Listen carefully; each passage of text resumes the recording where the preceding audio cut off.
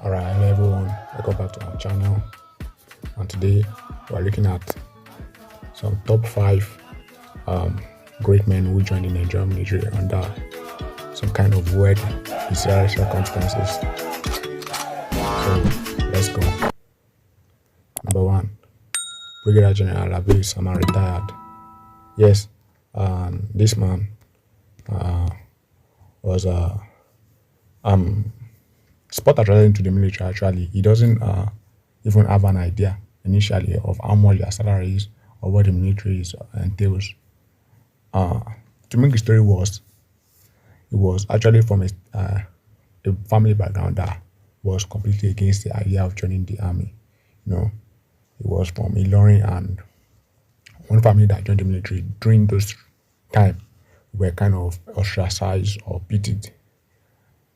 Bad enough, he was even the only son of his mother, Alaja.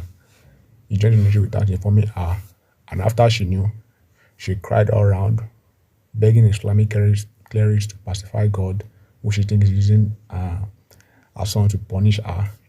She have to go around and beg people, please pray for me. God is using my son to punish my likes. But Alapi Sama was adamant. However, Alapi Sama later went to the military against all odds and discouragement, battle tested back to back, even with coups, mutiny intrigues, and the like. And today, he's alive today, bouncing strong. And just as the saying goes, all soldiers never die.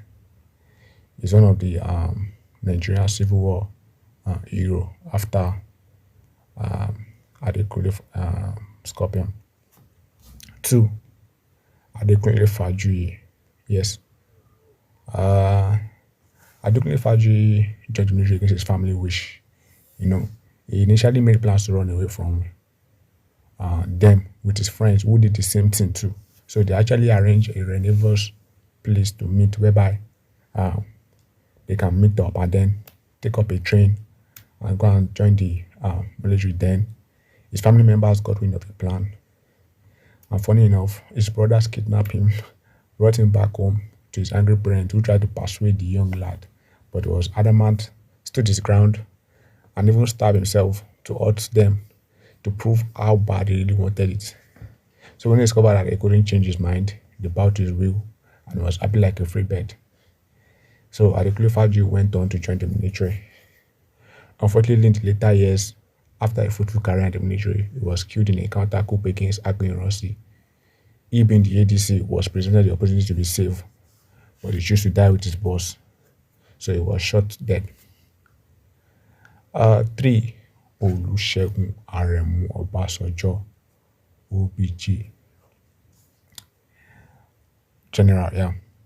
You can call him General, yeah, that's his rank, sorry for saying that. Yeah, a poor, brilliant student need to further his education, but was faced with a lot of financial caution. Decided to use the Nigeria cadetship examination as an avenue to prepare himself for another tougher exam he's trying to pass. It went well, and he passed the military, paving way for him into the military. So unlikely for him from the beginning. He's less expected to join the military. Yes, he didn't consider it as a career from the beginning of his life. So it was based on the fact that there was no money on ground that of like, oh, let me see, okay, let me use this cadetship exam to prepare for another exam. So that's why he actually applied for it. He wanted to test his intellectual capabilities with the Nigerian cadetship exam. Unfortunately for him, he passed, and he discovered that wow, there is a scholarship on ground. The training is free. Government is paid and everything. Government will pay for your expense, the training, like become an officer, and you can also be an engineer in the force. So what else? So Olusegun Obasanjo decided to join the military, and then, funny enough, he lied to his mom that he's been offered scholarship in Ghana. Meanwhile, he was actually going to Tertiary Ghana to start military training. That's where soldiers of those days, officers also they go to train. So that was, and his lied paid off. His mom believed him. They thought he was giving his teacher scholarship. Unfortunately, his mom died before she knew the truth. And when OBJ received the bad news while he was at Ghana, it pained him to the marrows. He couldn't see his mom for the last time, even to tell her the truth. But as a soldier, you have to carry on, no emotions behind the public glare. But within, OBJ was heartbroken, was in tears. Today, General Olusegun Obasanjo, OBG, as is popularly referred, is battle tested, assassination tested, coup tested, leadership tested, and this man is still standing strong. And he's also a vibrant scholar with great books. You can read this book, My Command, My Watch by Olusegun Obasanjo Under the Eyes of Time. Number 4, Major General Mahmoud Yerima. Yes, Major General Mahmoud Yerima was a soldier in the Nigerian and the Imperial Nigerian Army. That's during the colonial days, but he was orphaned too soon along the line. There was no mother, no family relation at all. He joined the military with no family member at all to even mourn his death if he died. So, fortunately, he joined, rose fast through rank, battle tested, yet he never killed anyone while he serviced. Yes, you can confirm that in the interview, in the link on the screen. He was actually in the logistics department, so in the Sierra Leone war. So throughout, it wasn't a situation to kill. It's not that he was actually avoiding a scenario like that if it called for it. So he rose fast through the ranks, and glory to God, his life was preserved. He retired as Nigerian Defense Academy commandant. Even 2 of his children out of joined the military. Today, he's alive, strong, ill and hearty,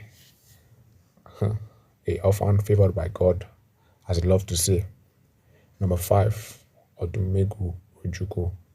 Yes, son of one of the most wealthiest businessmen in colonial Nigeria, and a master degree in university in UK. In the 1956-1957, returned to Nigeria.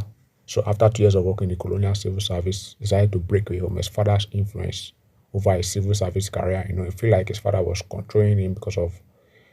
So he left and joined the military. Initially enlisting as a non-commissioned officer. Why he did that was because his father was against his wish. When his father got wind of Father Juku was trying to join the military as an officer, through his influence, he knew people in power. He was able to block every of his attempts. So, Juku decided to join as a non-commissioned officer. So, as an NCO, even as an NCO, his father still has some influence to prevent him. His father, Sir Louis, was pulling political string with the Governor General of Nigeria, then Chuck Manfest, to prevent Emeka from getting an officer cadetship and even an NCO entry into the army. However, when the cadetship stuff did not went through, Juku actually went for the NCO program. Intake. So generally, his father already believed that it wouldn't go through. He wouldn't succeed through it because he knew how grueling the process is. However, Juku persevered and persevered, and then he went through the non-commissioned officers intake. And while in training, Juku was exceptional to the extent that he caught the eye of the drill sergeant who was in charge of teaching them weapon field. Said the mispronunciation of the safety catch of the Lane Enfield 303 rifle. After such incident, the British depot commander recommended Juku for an officer's commission. That was how Juku was fortunate to get the actual part he wanted to get into the military. So that was it. It was brilliant, gallant in everything, military academics.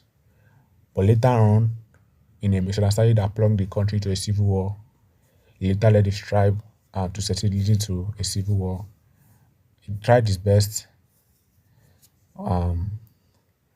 but for every war, there's always a victor and a loser.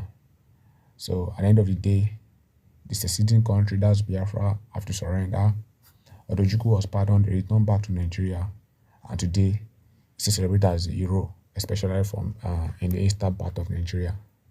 So those are the list of the 5 men we have who joined the military under some weird, bizarre circumstance.